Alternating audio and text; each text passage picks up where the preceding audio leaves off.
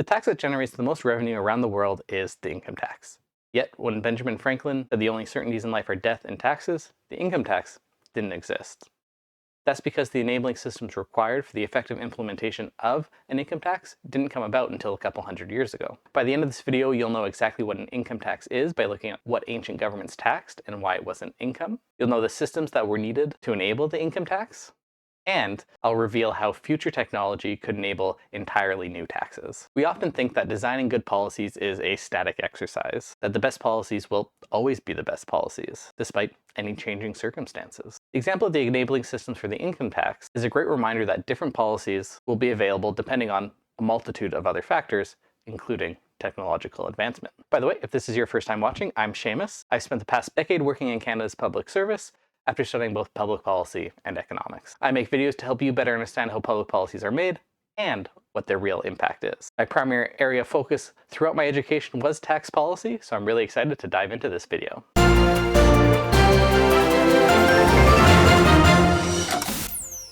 Ancient civilizations mostly taxed on visible wealth, such as land taxes or taxes on livestock. This allowed the tax collector to show up and see at one point in time very clearly how much someone owed in taxes. Other forms of taxes existed when there was a pinch point for a transaction. For instance, a toll along a road, where the tax collector can sit in one spot and collect the toll as people go by. The fact that these were the forms of taxations used shows us one of the biggest barriers that stopped the earlier implementation of an income tax. Income happens all over the place. You can't reasonably have a tax collector watch how everyone is paid in every shop, on every farm, in every factory, at all times. A general principle of taxation is that when something moves from being invisible to measurable, it becomes taxable. There are a few taxes from ancient civilizations that some people will point to as examples of early income taxes.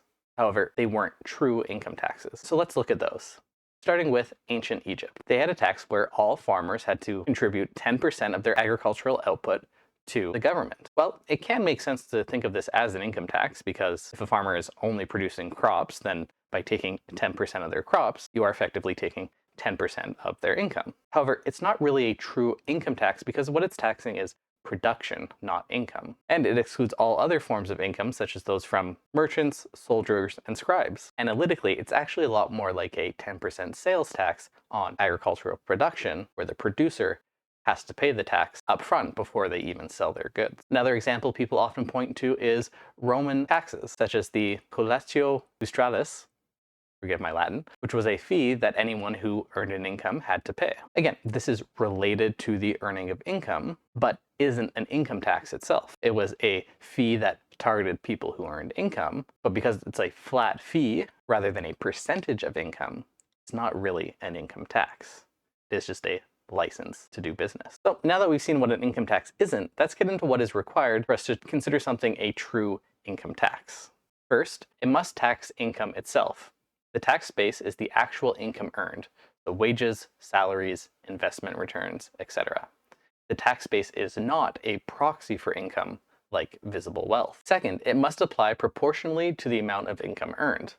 A real income tax has a tax rate that is applied as a percentage of income. Anything that is a fixed fee that doesn't go up when your income goes up is not an income tax. Third, it must be applied over a period of time. Most, perhaps all, modern income taxes are based on annual income. It does not apply at a single point in time.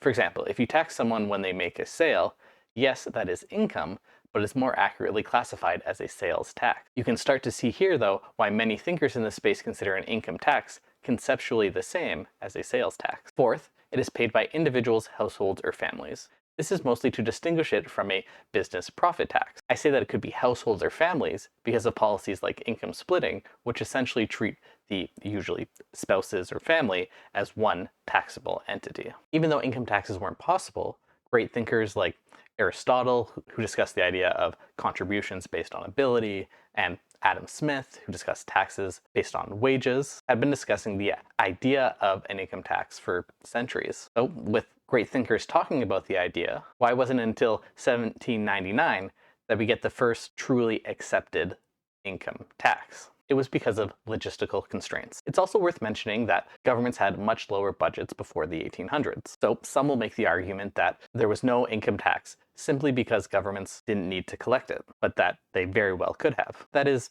simply incorrect. I can guarantee you can go back through history and find many rulers who would have loved to tax anything they could, and income just wasn't something they could tax. The first enabling system is the move from highly informal economies to highly industrial economies. Before the Industrial Revolution, most production happened inside households. Income existed, but it wasn't observable in any centralized way. Unlike today, most people weren't wage earners with a very clear, trackable income. They worked on farms or in home workshops, selling their goods themselves, or not even selling them, but bartering them with their neighbors for other goods that they needed. Now, it's not that we can't calculate a farmer or a self-employed individual's incomes, but it is much more difficult when that's how everyone is earning their income. It's the Industrial Revolution and the move towards more monetized and wage economies that facilitated income taxes because wages are paid by an employer. Employers, especially businesses, are regulated by the state, and payroll is inherently centralizable and auditable. The second challenge is related to that first one,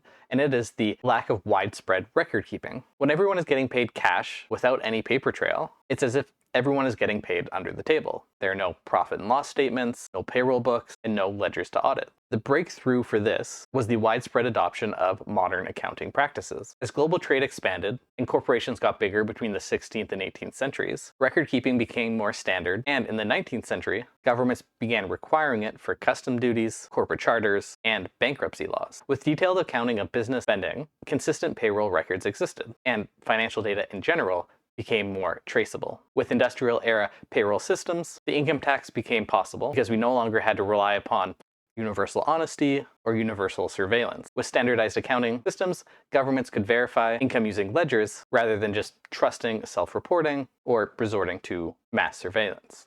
Later on, advancements in payroll accounting, employer withholding, and standardized pay stubs further supported income taxes. Third, a standardized currency. Medieval payment systems suffered from different coinage circulating with different metals and chronic uneven debasement. Trying to determine incomes when people are paid in different metals and different fractions is an impossible task. Two people could earn a pound in wages, but receive coins worth wildly different amounts of silver. In economics terms, there was no stable unit of account. For an income tax, you need to measure income. But in what? If there's no stable unit of account, there's no agreed upon measure of value, so income tax becomes impossible. While certain regions had relatively stable currencies at moments in time, universal, enforceable, standardized national currencies were still centuries away. Early attempts at currency standardization began in the 13th century, but it wasn't really until the 15th century that stronger centralized states like England, France, and Spain were able to even consolidate minting authority to be the only ones creating currency. Eventually, the rise of central banks completed the transition by stabilizing currency and creating a uniform unit of account. The fourth challenge was the issue of low literacy and slow communication. With most citizens unable to read or afford an accountant who could fill out forms for them, self-reporting of income was impossible. Further, because assessments would have to be done manually, tax collectors would have to travel to collect information from largely rural populations before things like rail or even universal mail systems existed. Mass education and widespread literacy allowed individuals to fill out their own tax forms. Urbanization and bureaucratic expansion allowed tax collectors to save time, and the railways, the telegraph, and universal mail allowed for easier communication.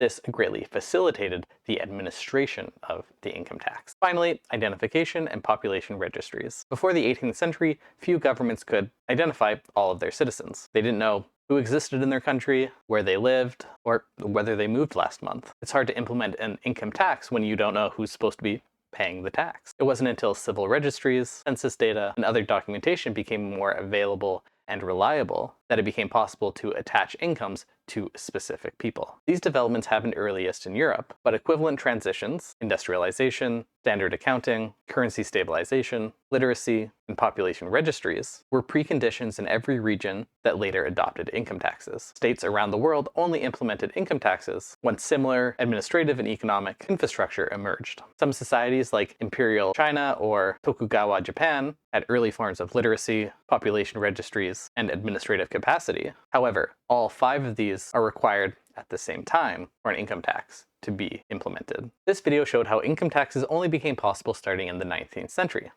So you might be wondering, are there taxes that don't yet exist that will exist in the future once we have the systems in place to measure and charge them? And the answer is yes. As we look ahead, we can expect the same dynamics to play out. New technologies or systems will create new observables, and new observables will create new tax bases. Here are a few examples. Thinking back to Aristotle, who said that we should tax based on someone's ability to earn income. Right now, I have no idea how much I could theoretically earn, let alone how much anyone else could earn. But future tech like neural interfaces could quantify things like productive attention, idea generation, and intellectual output. That can make it possible to tax capacity to earn. That is, not just your actual income, but the income you could theoretically earn, even if you choose not to take the jobs that would pay you that income. Another example of a potential tax that has nothing to do with income is a tax on negative emotional impact. Many taxes try to tax bad behavior, but if the future has emotion reading sensors, continuous well-being tracking, and ubiquitous biometric monitoring, then governments could identify, measure, and tax behaviors that cause harm or reward activities that improve well-being of others. Just as carbon taxes emerged once emissions could be tracked, emotional impact taxes could become possible if well-being becomes continuously observable. Now, these two ideas could sound crazy to you and me, but the idea of an income tax would have seemed just as wild to someone in the 1700s. But that's it from me today. If you enjoyed this video, please like and subscribe, and I will see you in the next one.